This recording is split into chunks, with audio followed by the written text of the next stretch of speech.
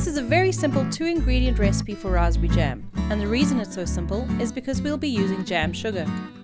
You'll need 1 kilogram or 2 pounds of raspberries and 1 kilogram or 2 pounds of jam sugar, and you can find this in the baking aisle.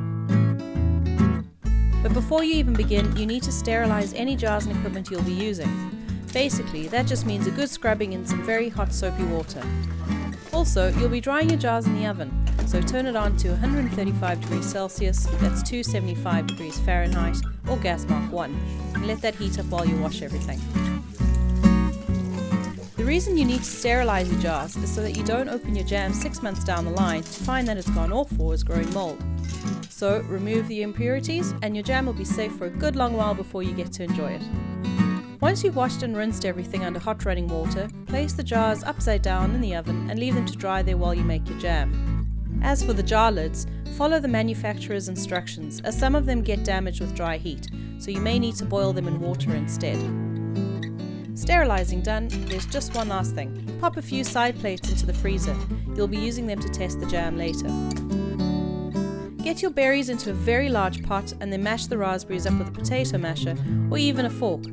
At this stage, you can pass the puree through a sieve to remove the seeds before you carry on.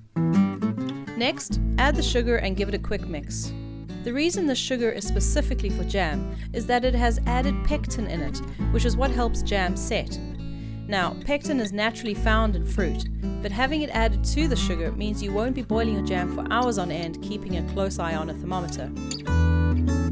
Turn your stove onto a low heat and stir everything until the sugar has dissolved. This takes about 5 minutes.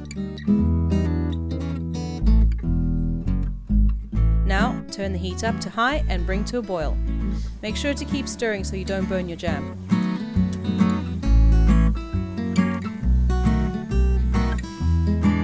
As soon as it starts to bubble, set a timer for 4 minutes.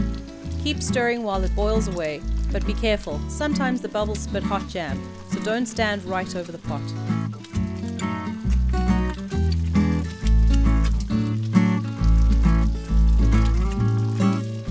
As soon as 4 minutes is up, remove the pot from the heat.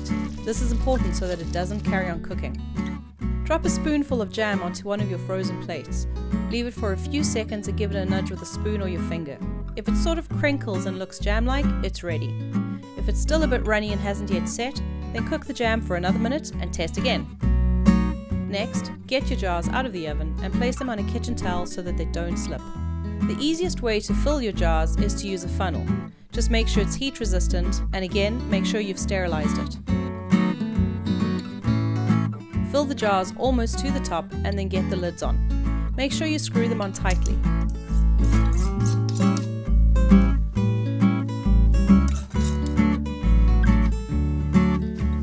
At this point, if you press down on the lid, you'll see that it bounces back. This is okay if you plan on eating your jam in the next week or so, but to keep them for longer, you want to make sure that they're sealed properly. Bring a large pot of water to the boil and place something in the pot like a trivet so that the jars don't sit directly on the bottom. You can use your jammy kitchen towel, which then also cleans it. Place the jars inside and make sure that they're completely submerged, and then leave them to boil for 10 minutes. Next, carefully take them out and leave them to cool.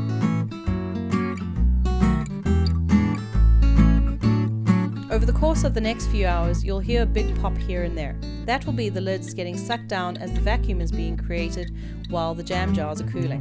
If you press down with your finger, it shouldn't give way. And that's it. Delicious homemade raspberry jam without a thermometer in sight.